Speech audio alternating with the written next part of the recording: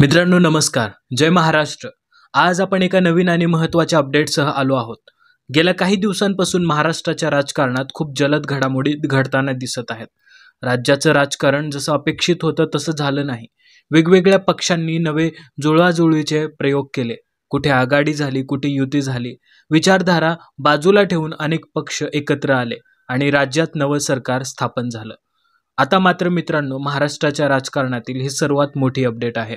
अजित पवार आणि एकनाथ शिंदे या दोन्ही मोठ्या गटांना भाजपने घरचा रस्ता दाखवण्याची तयारी सुरू केली आहे. राज्यात मोठा राजकीय भूकंप घडण्याची चिन्ह दिसत आहेत.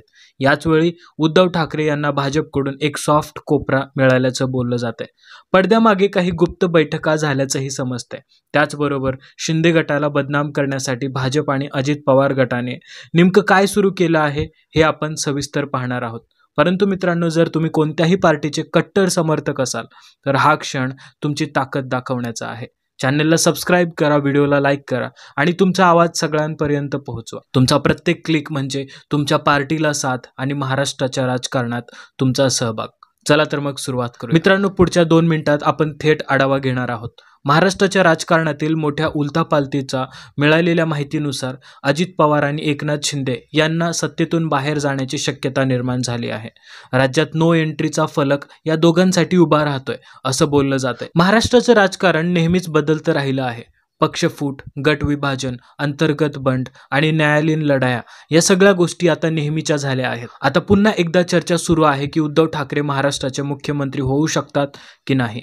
हा संभाव्य बदल नेमका कसा घडतोय आणि भाजपाला यातून काय साध्य करायचं आहे याचे संपूर्ण विश्लेषण या अपडेटमध्ये आपण पाहणार आहोत. सध्या महाराष्ट्राचं राजकारण पूर्णपणे 360 अंशांनी फिरलं आहे. ज्या एकनाथ शिंदेंनी कधी काळी उद्धव ठाकरे यांची साथ सोडली, त्याच शिंदेंना आता भाजपकडून सत्तेत नकोसं केलं जात असल्याचं दिसतंय. भाजपमधील काही लोकांना आता असं वाटतंय की शिंदे गटातील कोणालाही पुन्हा सत्तेत स्थान द्यावं असं वाटत नाही. त्यामुळे शिंदे गटाला सत्तेबाहेर करण्यासाठी हालचाली सुरू झाल्या आहेत. दरम्यान उद्धव ठाकरे आणि भाजप यांच्यातील जवळीक पुन्हा वाढताना दिसत आहे. महाराष्ट्राच्या राजकारणात या गुप्त बैठका सध्या चर्चेचा विषय बनल्या आहेत. त्याचबरोबर एकनाथ शिंदे यांनी मुख्यमंत्री असताना सुरू केलेल्या अनेक योजनांना भाजपकडून थांबवण्यात येत आहे. आतापर्यंत त्यांच्या जवळपास सर्व प्रमुख योजनांवर कात्री चालवली गेली आहे.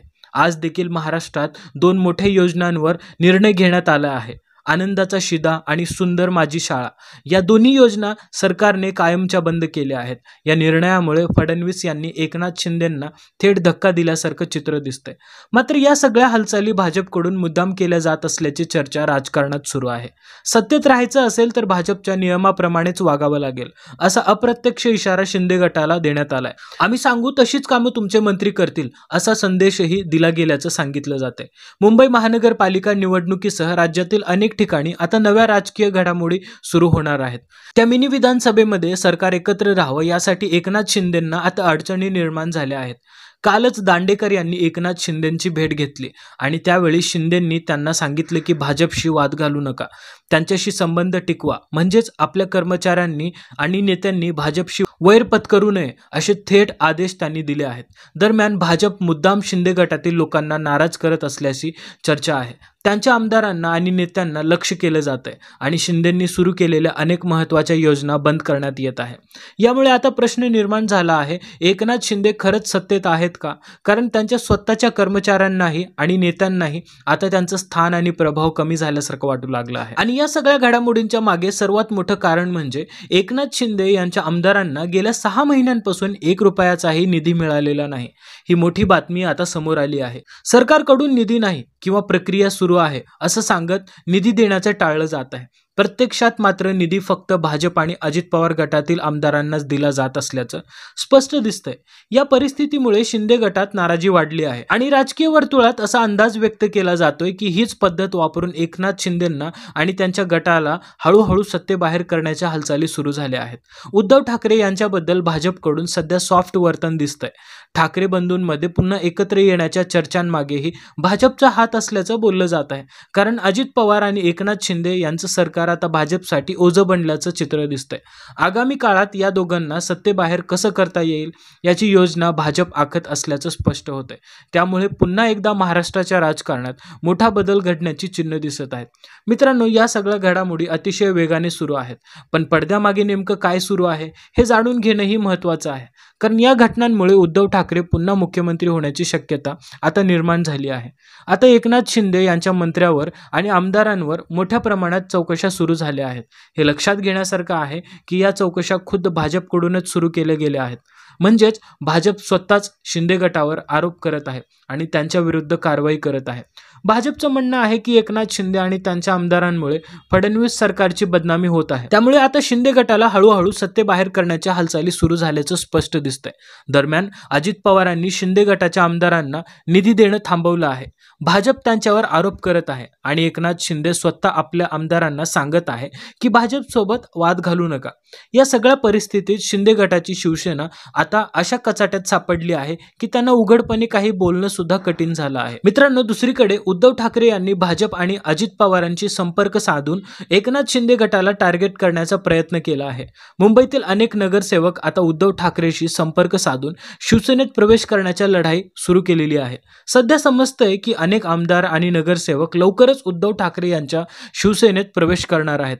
हीच घटना शिंदे गटावर भाजपने उचललेलं पहिलं मोठं पाऊल मानता येईल. यावरून स्पष्ट दिसतं की उद्धव ठाकरे देखील आता सक्रिय पद्धतीने पुढे येत आहेत. केंद्रात भाजपाला आता एकनाथ शिंदेची जरी गरज असली तरी उद्धव ठाकरेची गरज त्याहूनही जास्त वाढलेली आहे. एकनाथ शिंदेकडे 7 खासदार असले तरी उद्धव ठाकरे जर केंद्रात पोहोचले तर ते देशातील इतर प्रादेशिक पक्षांना एकत्र करून मोठा पाठिंबा मिळवू शकतात. भाजपच्या विरोधातही त्यांना ताकद दाखवू शकते. एकनाथ शिंदेला हे जमणं अशक्य आहे, कारण त्यांची सत्ता फक्त ठाणे आणि मुंबई परिसरापुरतीच आहे, संपूर्ण महाराष्ट्रावर नाही. भाजपने हे लक्षात घेतलं आहे. त्यामुळे आता भाजपला स्पष्ट झालं आहे की उद्धव ठाकरे हे एकनाथ शिंदेंपेक्षा केंद्राच्या दृष्टीने कितीतरी जास्त प्रभावशाली आहेत. या सर्व घडामोडींच्या पार्श्वभूमीवर भाजप आता आपल्या पुढील राजकीय कार्यक्रमासाठी तयारी करत आहे. मित्रांनो, सध्या राजकारणात अनेक घडामोडी सुरू आहेत. आमदार आणि मंत्री असलेल्या लोकांना काम न देणं, आर्थिक निधी न देणं, त्यांच्यावर थेट आरोप करणं, SIT लावणं आणि सत्तेबाहेर खेचण्याचा प्रयत्न करणं. याच पार्श्वभूमीवर अजित पवारांनाही एकनाथ शिंदे गटातील आमदारांवर खूप रोष आहे, हे स्पष्ट जाणवतंय. महाराष्ट्रात हे काही नवीन नाही. सत्ता आल्यापासून भाजपने शिंदे गटाच्या आमदारांवर अशाच हालचाली केल्या आहेत. मात्र शिंदे गटाला बोलण्यास काही मर्यादा आहेत. गुलाबराव पाटलांचं मोठं वक्तव्य आहे की भाजपशी युती केली तर कार्यकर्ते नाराज होतील. यावरून सध्याची परिस्थिती किती क्लिष्ट आहे हे स्पष्ट होते. मित्रांनो, एकनाथ शिंदेंच्या शिवसेनेला एकट्याने महाराष्ट्रात निवडणुका लढणं खूप कठीण आहे. त्यामुळे त्यांना भाजपची साथ घ्यावी लागेल असा विचार होत आहे. काही मंत्री सध्या भाजपच्या गळाला लागल्याचीही चर्चा आहे. आगामी काळात जर मंत्र्यांवर दबाव वाढला तर त्यांना भाजपच्या नेत्यांशिवाय दुसरं काही करता येणार नाही. त्यामुळे सध्या शिंदे गटाचे कॅबिनेट मंत्री भाजपच्या इशाऱ्यावर चालत आहेत का, असा सवाल सध्या चर्चेत सर्वत्र चालू आहे. मित्रांनो, या घडामोडी महाराष्ट्रात खूप वेगाने घडणार आहेत.